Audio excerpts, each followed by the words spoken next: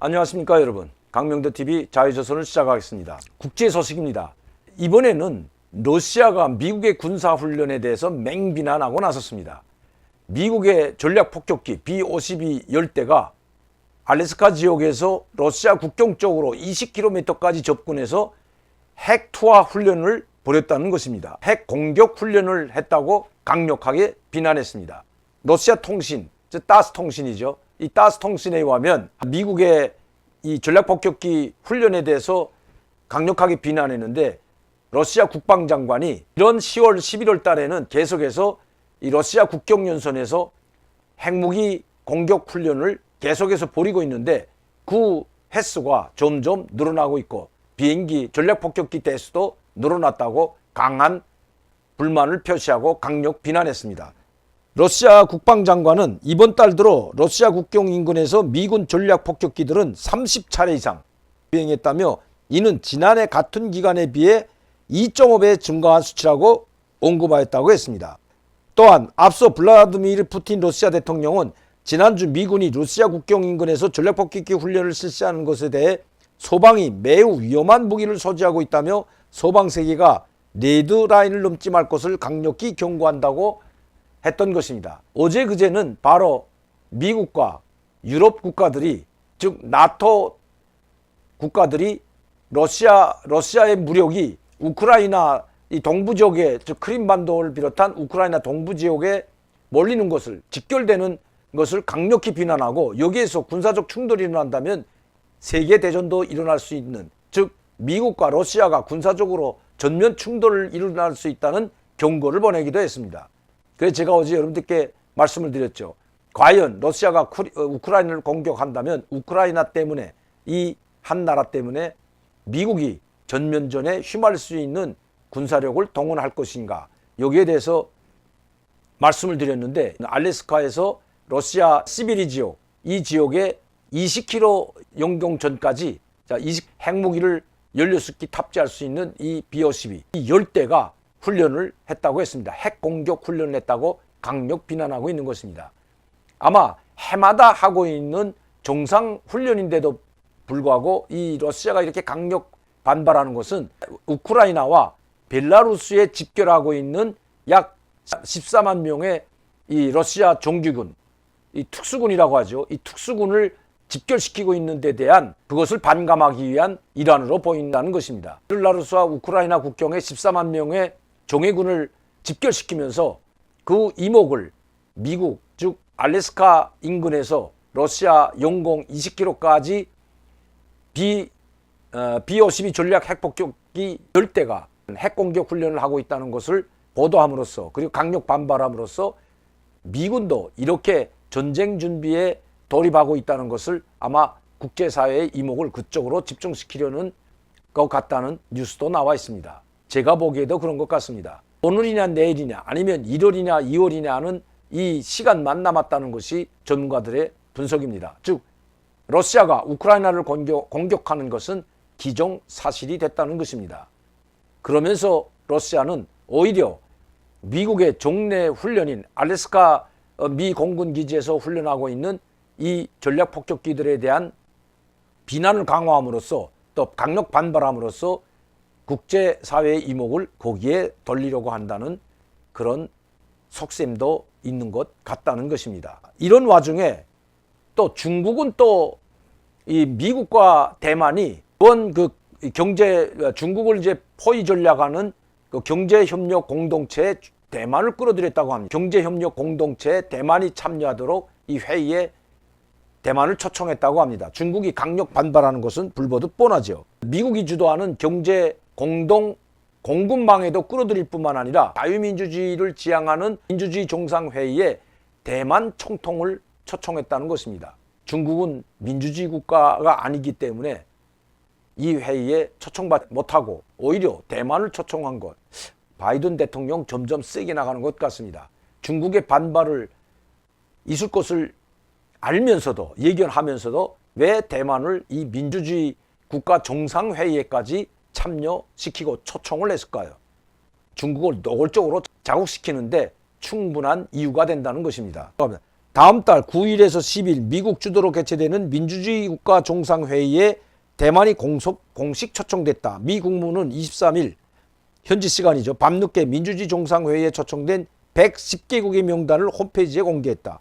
야, 엄청 많이 참여하죠. 한두 개 나라가 아니고 10개 나라가 아니고 뭐 오커스나 코드, 소방 이런 나라들이 아니라 전 세계 약 190개 나라들 중에 110개 나라를 이 회의에 초청했다는 것입니다. 110개국 명단을 홈페이지에 공개했다. 예상대로 러시아와 중국은 초청국 명단에 포함되지 않았다. 반면에 대만 이외 러시아의 침공령을 받고 있는 우크라이나도 명단에 들어갔다. 이 중에서도 대만을 초청했다는 것은 중국의 반발을 사기에 충분하다는 것이죠. 그걸 알면서도 대만을 초청한 미국의 조의는 무엇일까요? 중국에 대한 경고라는 것입니다. 중국이 만에 하나 오판에서 대만을 침공한다면 결코 좌시하지 않겠다는 그런 의도가 들어있다는 것입니다. 점점 더 세게 나가고 말로는 하나의 중국 원칙을 지킨다고 하면서 중국을 배제시키고 오히려 민주주의 국가 정상회의에 대만을 참여시키는 바이든 행정부 그리고 바이든 대통령 대단하게 보입니다. 제가 봐도 대단한 것 같습니다. 미국의 힘 역시 미국인 것 같습니다. 중국은 강력 반발하고 이렇게 이야기합니다. 불장난된 타주고라는 경고였습니다. 불장난을 부리면 그 불에 타 죽는다는 경고를 냈는데 미국도 그렇지만 대만이 거기에 끼어들면 이 불장난에 끼어들게 되면 대만이 타 죽을 수 있다는 경고도 함께 보내면서 말이죠. 미국에 반발하여 러시아와 중국이 더 똘똘 뭉치고 있다는 소식입니다. 잠시 한번 보시죠. 러시아 국방장관이 미국의 전략폭격기가 러시아 국경 인근에 30여 차례 핵무기 사용 훈련을 실시했다. 군사 정보를 중국 측에 전달하는 등 양국 국방 협력이 더욱 견고해지고 있다. 미국 등 서방 진영의 중국 및 러시아 견제가 지속되면서 양국이 똘똘 뭉치는 모양새다. 그들이 할 것은 미국과 서방을 대항하기 위해서는 중국과 이 서방과 미국에 배척당하는 중국과 러시아가 똘똘 뭉칠 수밖에 없다는 것입니다. 그런데 제가 좀 우려스럽고 걱정되는 것은 차라리 러시아와 중국을 좀 갈라놔야 되는데 이럴 때는 양쪽 다 공격할 것이 아니라 중국을 대중국 포위 작전에는 이미 미국 바이든 행정부가 올인하고 있습니다. 여러분들도 이미 뉴스를 통해서 다 알고 계시겠지만 중국을 포위 작전하는 것은 이 쿼드 동맹, 즉 일본, 호주, 미국, 인도 이런 쿼드뿐만 아니라 이제는 오커스 동맹을 또 만들었습니다. 미국, 영국, 호주죠. 이렇게 오커스 동맹, 쿼드 동맹 이렇게 만들면서 계속 또 아세안 나라들을 계속해서 미국이 끌어안고 있습니다. 거기는 필리핀, 그리고 말레이시아, 베트남, 인도네시아 이런 태평양 연안 국가들을 계속 끌어당기고 있는데 그 끌어들일 수 있는 동력이 어디서 나올까? 미국의 강력한 군사력, 미국의 강력한 경제력에도 있지만 사실 미국 쪽에 가 붙도록 하는 것은 바로 중국의 이 남중국해를 비롯한 태평양 연안 이것을 자기 영해라고 우기고 있기 때문입니다. 여기에는 무진장한 수산 자원이 있을 뿐만 아니라 대륙붕 자원이 매장되어 있는 지역입니다. 필리핀과도 마찰을 일으키고 말레이시아와도 마찰을 일으키고 베트남과도 마찰을 일으키고 인도네시아도 마찰을 일으키고 있는 이 명예 내에서 서로 영유권을 주장하고 있는 이 상황에서 힘이 약한 나라들은 미국과 손을 잡을 수밖에 없다는 것입니다. 그 신뢰가 바로 베트남입니다. 베트남은 미국이 철천지 원수인데도 불구하고 오히려 중국을 배제하고 미국과 손잡고 베트남 해안가 지역에 미국 해군이 주둔할 수 있는 함대가 주둔할 수 있는 그 군함까지 만들고 있다는 것은 이미 공개된 사실입니다. 가장 큰 아시아 국가들이라고 할 수 있는 인도네시아 그리고 말레이시아, 필리핀 이런 나라들과 마찰을 벌이는 것은 바로 중국이기 때문입니다. 아무리 아세안 정상들과 화상회의를 하고 돈 180조 엄청나죠. 이 영토 분쟁이 계속 일어나는 한 영유권 주장을 계속하고 있는 한 이 태평양 연안 국가들은 중국과 손잡기가 상당히 꺼려하기 때문입니다. 그렇기 때문에 중국은 가장 동맹을 맺을 수 있는 나라, 군사협력을 할 수 있는 나라는 유일하게 북한과 러시아밖에 없다는 것입니다. 이 북한도 러시아도 미국의 압박을 받고 있는 나라들입니다. 압박을 받고 있는 나라들이기 때문에 중국이 끌어안을 수 있고 같이 동맹관계는 아니지만 협력관계로, 군사적 협력이나 경제적 협력관계로 쉽게 끌어들일 수가 있다는 것입니다.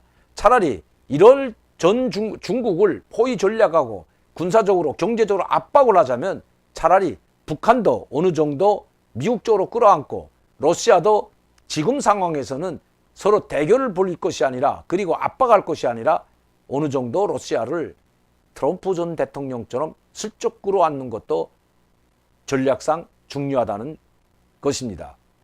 물론 내가 미국의 전략가들, 군사 전문가들, 많은 싱크탱크가 있겠지만 중국과 러시아를 분리시키는 것이 미국이 대응하기에도 상당히 전략 전술적으로 유용하게 보이기 때문에 드리는 말씀인 것입니다.